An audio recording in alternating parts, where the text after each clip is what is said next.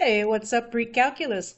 Today we're going to be looking at an introduction to rational functions. That is, functions where the variables live in the denominator. And we're going to pick apart these functions to determine vertical asymptotes and holes, or point discontinuities.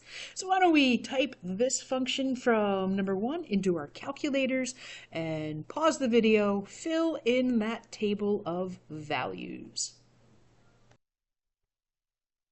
Alrighty, welcome back. Let's take a look here. Here's how my calculator computed these numbers for me, and I have gone and filled them into our chart. So we can really tell here the left-handed limit as x approaches 3 from the left. These numbers are shooting down drastically. We would say the limit as x approaches -3 from the left of f of x equals -infinity. And just to kind of show a little demonstration of that graphically, we would appreciate that those values shoot down on the left side.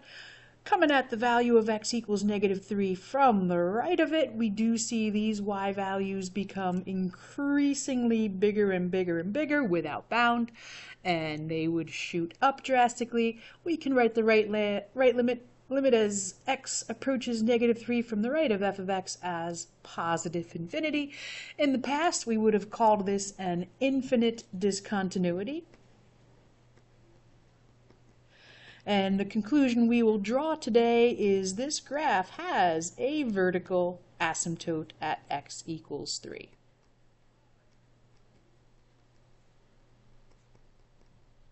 Sorry, x equals -3. And just as a little demonstration of that graphical feature, it's going to have that general kind of an appearance there.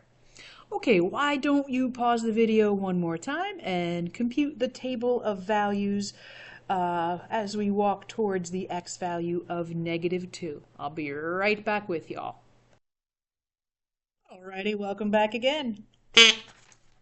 And here is how the calculator cranked out the values for me using what I've provided for you in the table. I jotted these down on our paper. And as we can now analyze the trend, the x values walking towards 2 from the left, the y values are getting closer to the number 1. And as we walk towards the x value of -2 from the right, the y values are also walking towards -1.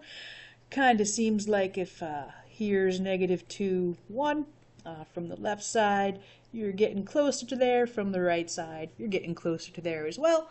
And back in chapter 1, we would have called this a removable discontinuity. And now we understand there is a hull at -2, 1. We're also going to call that a point discontinuity. And we can tell from the tables above, if you tried the numbers -3 and -2 in your actual calculator, it would have given you an error message. And if we think about why that is, let's just peek ahead to part D here and try to factor that function. And we do see, as we factor up that denominator, we have the factors x plus 2 and x plus 3 down there. And we know never to divide by 0. So the two values of x that cause this function to be undefined would be -2 and -3. Okay, and we've got that sorted out. I do want to actually take this simplifying here in part D a little further. Notice we do have a matching factor of x plus 2 in the numerator and denominator. Die! So we will be able to reduce by that factor and rewrite our function a little bit more simply as 1 over x plus 3. Just remember, these two undefined values, these two restrictions, they stay alive and well, even if you look at the -2 here and you look at the simplified version of the function there, you don't really get to witness why -2 is excluded. But we know from the history of that function that's why, and once you have an exclusion, it sticks around with you forever. So I'm just going to jot that down again, just so we keep understanding. Don't use -2 and 3. in for the x, it does cause division by 0, even if that's not readily apparent from looking right here.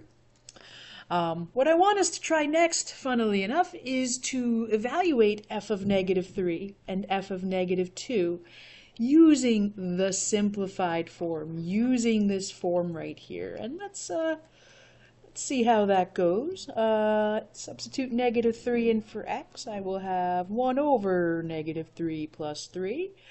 That is 1 over 0, and that is undefined. Moving ahead to substituting in negative 2, we substitute negative 2 for the x. 1 over negative 2 plus 3 is 1 over 1. And oh my goodness, that actually computes to the value of 1. Let's just kind of start linking how the math plays out here with what cancels and what doesn't. Let's start linking that algebra to the conclusions we've drawn by analyzing the table of values. When we looked at x equals negative 3, we realized there'd be a vertical asymptote. And even after we tried the simplified function, that factor x plus 3 still remained. And maybe that has something to do with why there is a vertical asymptote. X plus 3 did not cancel, no cancel, and it made a vertical asymptote. When we evaluated f equals negative 2 in the simplified version, we got a value of 1. And, how about that?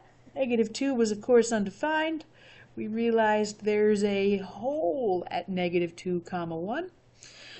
Notice the factor x plus 2 did cancel, and voila, there's a hole in the graph.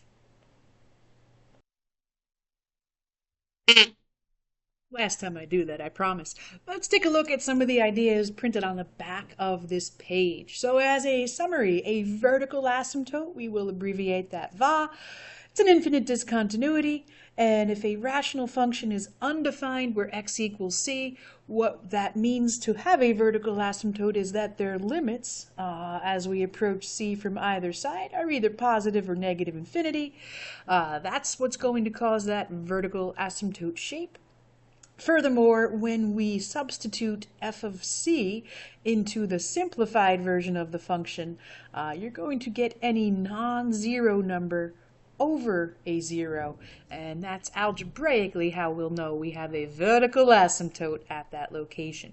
Just to relate this to what we've seen before, when we computed f of negative 3 over here from the first page, we got a 1, that's not a 0, over a 0, and that played out to form a vertical asymptote when we analyzed the table of values.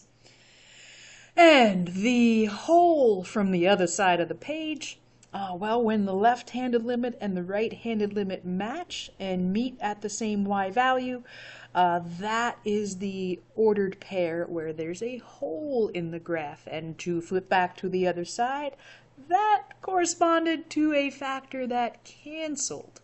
So we're going to walk through how to determine this algebraically, but just as a quick little shortcut, every time a factor cancels, it makes a hole. Every time a factor does not cancel, no cancel, makes a vertical asymptote, or a VA, as we sometimes say. Okay, so what is our goal? Well, we'd like to be able to figure this out more quickly than we did on the front page. We don't want to have to make a graph, and we don't want to have to make limit tables. They're good, but there's better ways out there. So let's utilize a strategy called the 4-step plan to make this dream become a reality.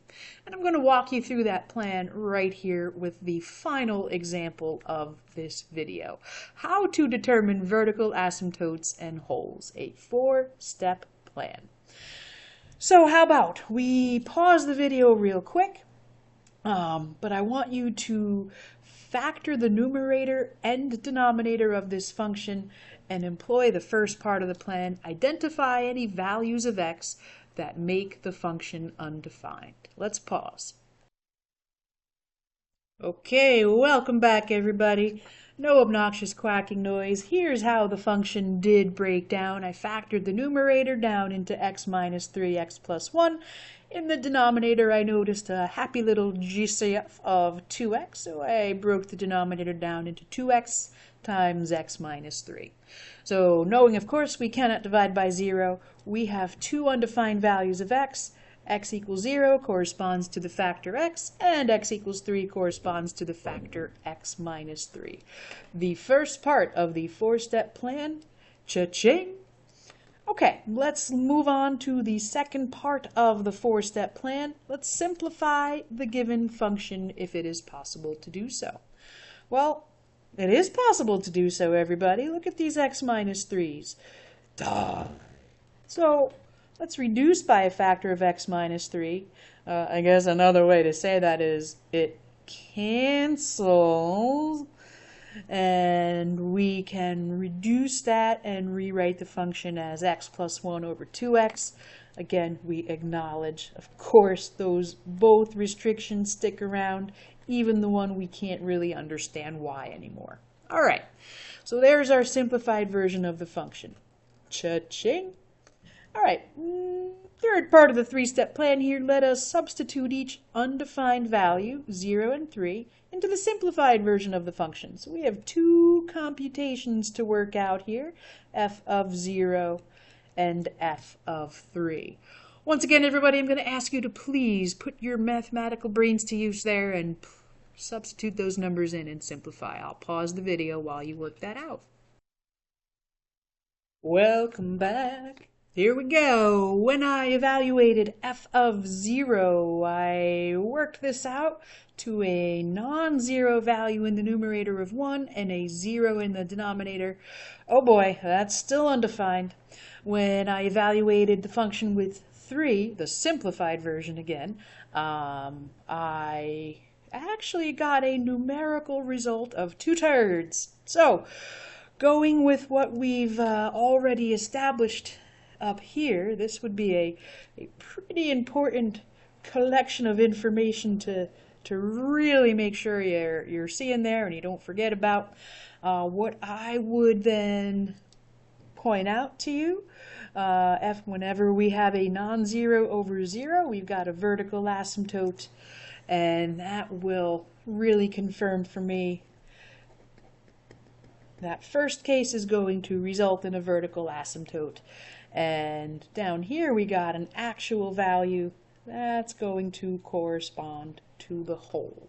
Huh, look at that. The x minus 3's canceled. We're going to have a whole where x equals 3. The factor of 2x did not cancel, no cancel, and that 0 is where we're going to see the vertical asymptote. So let's summarize this together here. Vertical asymptote